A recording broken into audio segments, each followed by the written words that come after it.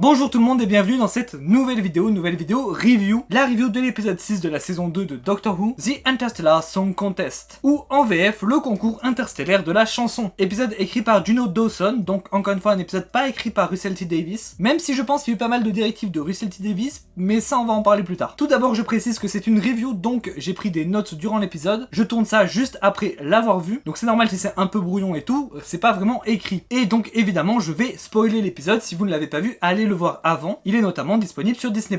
Au global, j'ai encore une fois beaucoup aimé l'épisode, j'ai trouvé que ça allait un peu vite et qu'il y avait beaucoup de choses différentes, du coup j'avais un peu peur que l'épisode se perde et n'aille pas en détail sur les sujets. Au final ça le fait un peu mais beaucoup moins de ce dont j'avais peur, donc au final l'épisode marche plutôt bien. Et puis il y a énormément de teasing, mais ça on en parle à la fin de la vidéo, quand on parlera des fils rouges, mais oui, il y a eu du lourd dans cet épisode. Tout d'abord, commençons comme d'habitude par évoquer un petit peu les personnages, notamment Belinda, qui dans cet épisode se retrouve toute seule et pense que le docteur est mort, ce qui est là aussi un passage assez obligatoire pour les compagnons du docteur, et je trouvais que Varada Settu jouait parfaitement cette scène, parce qu'évidemment quand tu te retrouves dans l'espace, dans le futur très lointain, et que tu penses rester là pour le restant de ta vie, puisque le docteur n'est plus là, forcément tu fais une crise de panique comme elle fait. Le docteur quant à lui, j'ai beaucoup aimé le fait qu'il perde son sang-froid, sans mauvais jeu de mots, de par le fait que 3 trillions de personnes sont en danger, que ça lui rappelle ce qui s'est passé sur Gallifrey, et en plus Belinda est dans les victimes pour lui, donc il n'a plus la boussole morale que représentent les compagnons du docteur, et c'est évidemment Belinda qui le ramène à la raison. C'est quand il voit Belinda qu'il comprend qu'il est allé trop loin. Ça montre une facette du docteur qu'on voit de temps en temps, mais je crois qu'on ne l'avait pas encore vu avec Ncuti-Gatwa, en tout cas très peu. Évidemment Ncuti-Gatwa le fait parfaitement bien comme à son habitude. Ah oui, et le docteur redit Hariyama, qui est donc officiellement sa catchphrase à lui, il y avait le allons-y, le Geronimo. Pour Ncuti-Gatwa ce sera Hariyama. Sinon on a Rylance et Graham Norton, qui sont 2 présentateurs dans la vraie vie, dans notre présent à nous, et qui du coup sont toujours là à l'époque du Interstellar Song Contest, qu'on comprend en fait être la suite de notre Eurovision à nous, c'est le futur de l'Eurovision. Et donc Rylance c'est le vrai, il a été cryogénisé, et Graham Norton lui pour le coup est mort dans le canon de Doctor Who, et donc là sous la forme d'un hologramme. J'ai trouvé ça très bien vu de réutiliser des gens qu'on connaît sous ces formes là, enfin qu'on connaît, surtout les Britanniques en vrai, mais ça fait plaisir. Sinon évidemment le truc principal de l'épisode c'est tout ce qui se passe autour des Hélions, donc notamment avec Cora et les 2 autres dont j'ai malheureusement oublié le nom. C'est la partie que j'ai préférée de l'épisode, mais c'est aussi la partie je trouve où ils vont le plus vite dessus. Ça aurait mérité un peu plus, mais bon voilà, l'épisode est trop court pour faire ça malheureusement, même si comme je l'ai dit, je pensais qu'ils allaient encore plus couper que ça. Au final il y a quand même ce final avec la chanson de Cora, la chanson d'Elia, qui est vraiment magnifique pour le coup. Il y a un parallèle politique actuel super intéressant là avec ça dans cet épisode. Il y a pas à dire, j'adore quand Doctor Who parle politique, c'est génial à chaque fois, c'est magnifiquement bien fait. Et évidemment il y a d'autres personnages, ceux qui aident le docteur et celui qui est avec Cora notamment, qu'on voit un peu moins dans l'épisode pour le coup, mais le peu qu'on a vu d'eux, je les ai trouvés très cool, surtout ceux qui sont avec le docteur. Sinon en vrac dans l'épisode j'ai beaucoup aimé que tout est traduit en anglais et en français, parce que si vous avez vu l'épisode en VF vous avez peut-être pas cette information, mais quand vous regardez l'épisode en VO, Rylance parle en anglais, et celle qui est avec lui, je n'ai pas son nom, parle en français, traduit en français. Ce qui signifie qu'à cette époque-là, dans l'univers de Doctor Who, le français est une langue universelle, et j'aime beaucoup ce fait. La scène où le plafond s'efface et où tout le monde s'envole est folle, terrible, vraiment terrifiante, mais j'ai trouvé que la musique, les effets spéciaux, le docteur qui s'en va avec le TARDIS, c'était vraiment phénoménal. D'ailleurs, il parle à ce moment-là de Mavity Shell, donc encore ce running gag de Gravity qui est en fait Mavity. Je sais pas si ça va mener quelque part ou si c'est juste un running gag, mais j'adore que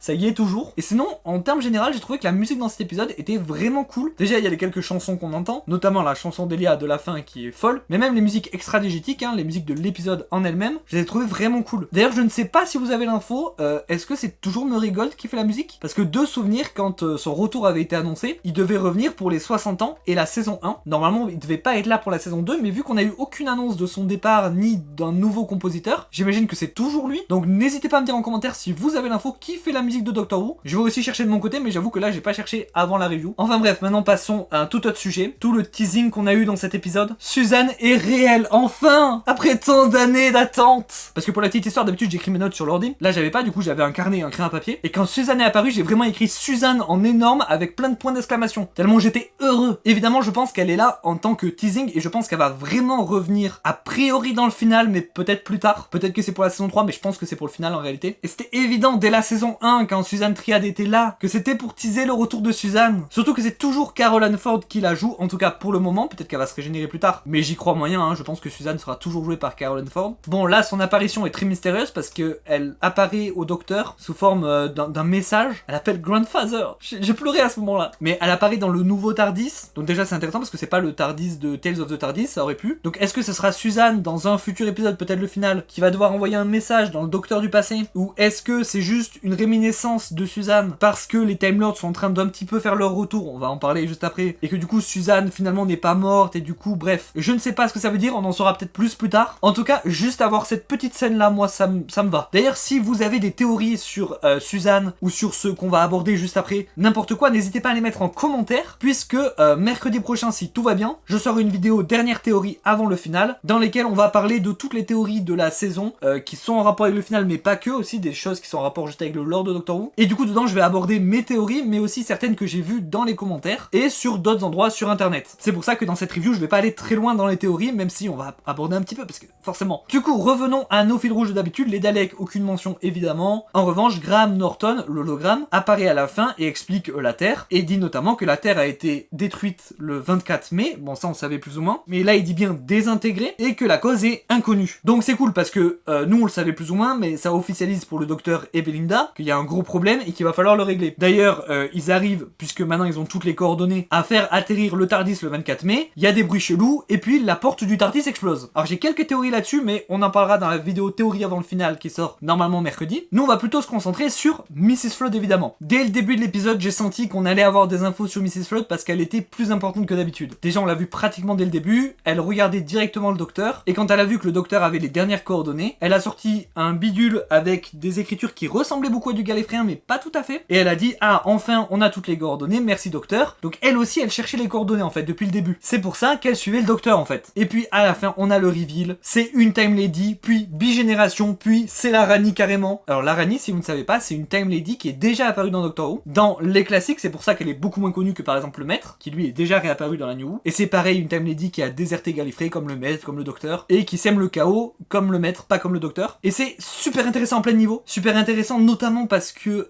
j'ai pas vu les classiques dans lesquels il y a la Rani, parce que c'est vers la fin des classiques, j'en suis pas là. Du coup déjà je la connais pas vraiment. Je crois, hein, n'hésitez pas à me dire en commentaire si vous en savez plus, que c'était plus ou moins à l'époque juste une version féminine du Maître, puisqu'à l'époque le Maître n'était que un homme. Du coup j'espère et je pense que là la Rani sera plus qu'une version féminine du Maître, parce que déjà on l'a déjà eu, là c'est Missy, et surtout parce qu'il faut que la Rani soit différenciée du Maître, sinon c'est juste le même personnage en fait. Vraiment ce reveal me rend fou parce que dès que Mrs. Flood est apparue, les gens ont commencé à dire c'est peut-être la Rani. Évidemment parce que pour les fans de Doctor Who, dès qu'une femme mystérieuse apparaissait c'était la Rani. Et là avec les dernières informations j'étais plus pour que Mrs. Flood soit une déesse du Panthéon. Vraiment j'allais dire dans ma vidéo là qui sort mercredi, que j'ai pas encore tourné, dernière théorie avant le final, j'allais dire dedans que pour moi Mrs. Flood ne pouvait pas être une Time Lady et que c'était probablement une déesse du Panthéon. Bon bah du coup non, bien vu. Alors l'actrice qui joue la Rani, parce que oui elle s'est bi-régénérée, mais pour moi c'est pas la même bi-régénération que le Docteur. Enfin si c'est la même, mais on voit bien que là Mrs. Flood n'est pas vraiment la Rani. Pourquoi? J'ai une théorie là-dessus, mais j'en parlerai mercredi évidemment. N'hésitez pas à vous abonner pour ne rien manquer. J'en parlerai mercredi parce que j'ai beaucoup de choses à dire en fait et que ce serait trop long pour cette review. Mais bref, l'actrice qui joue la Rani s'appelle Archie Panjabi, et du peu qu'on a vu déjà, je suis convaincu, je suis vraiment hype pour la Rani, ça va être exceptionnel. Et puis je pense qu'on va pouvoir en apprendre un peu plus sur la bigénération, notamment parce que quand Mrs. Flood dit ah on s'est bi-régénéré, la Rani dit évidemment. Donc ça laisse sous-entendre qu'il y a quelque chose. On en apprendra peut-être plus sur la destruction de Gallifrey puisque